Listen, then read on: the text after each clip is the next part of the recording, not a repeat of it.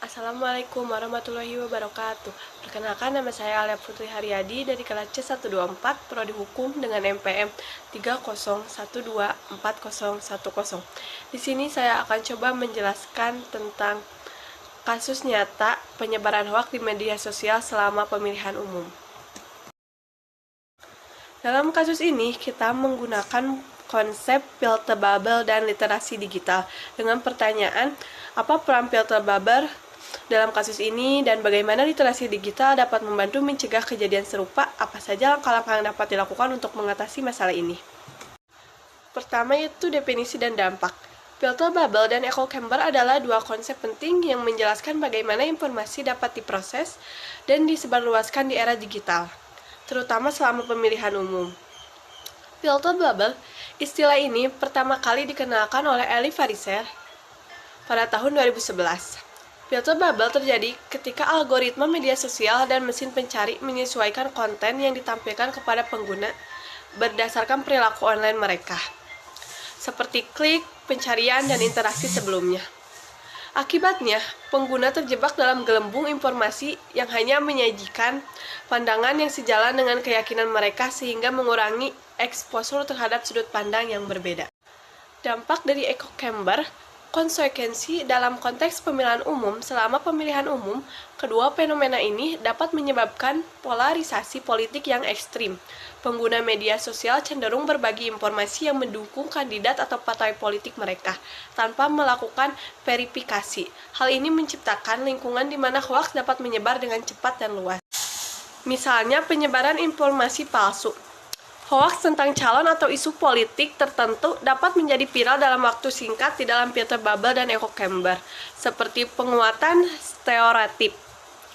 Ketika individu hanya terpapar pada informasi yang mendukung pandangan mereka, hal ini dapat memperkuat stereotip negatif terhadap lawan politik, seperti diskusi publik yang menurun. Ketidakmampuan untuk mendengarkan sudut pandang lain mengurangi kualitas diskusi publik, membuat dialog antar kelompok semakin sulit. Literasi digital lah sebagai solusinya, yaitu pentingnya literasi digital. Literasi digital adalah kemampuan untuk menemukan, mengevaluasi, dan menggunakan informasi secara efektif di dunia digital. Dalam konteks penyebaran hoaks, literasi digital sangat penting karena kemampuan membedakan informasi. Individu yang liberal digital dapat mengenali tanda-tanda informasi palsu atau menyesatkan. Mereka tahu cara melakukan verifikasi fakta dan mencari sumber terpercaya.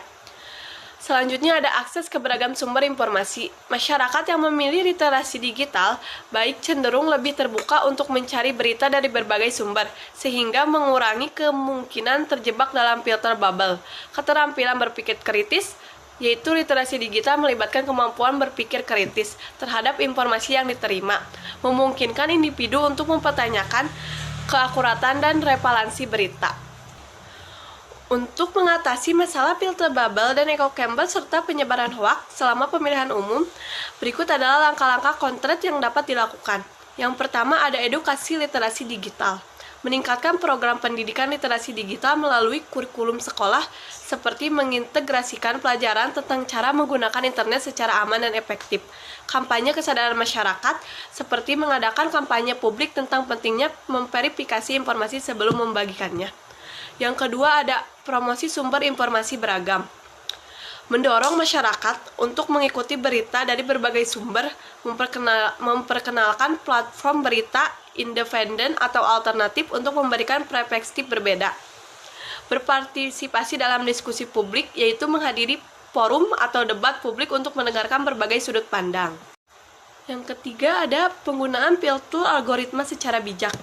Masyarakat perlu mengetahui cara kerjasama algoritma media sosial, yaitu memahami bahwa algoritma seringkali memperkuat filter bubble.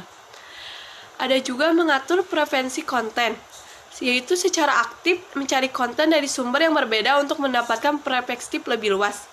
Yang keempat ada pemberian sanksi terhadap penyebaran hoaks. Pemerintah dari platform media sosial harus mengimplementasikan kebijakan anti hoaks dengan membuat regulasi yang lebih ketat terhadap penyebaran informasi palsu. Menindaklanjuti pelanggaran dengan tegas, seperti memberikan sanksi kepada akun-akun yang secara konsisten menyebarkan hoaks.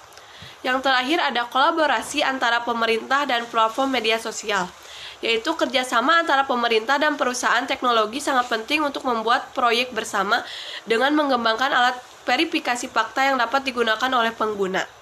Jadi, penyebaran hoaks selama pemilihan umum merupakan tantangan serius yang dipicu oleh fenomena filter bubble dan echo chamber. Dengan meningkatkan literasi digital di masyarakat serta menerapkan langkah-langkah konkret untuk mengatasi masalah ini, kita dapat menciptakan lingkungan informasi yang lebih sehat dan konstruktif.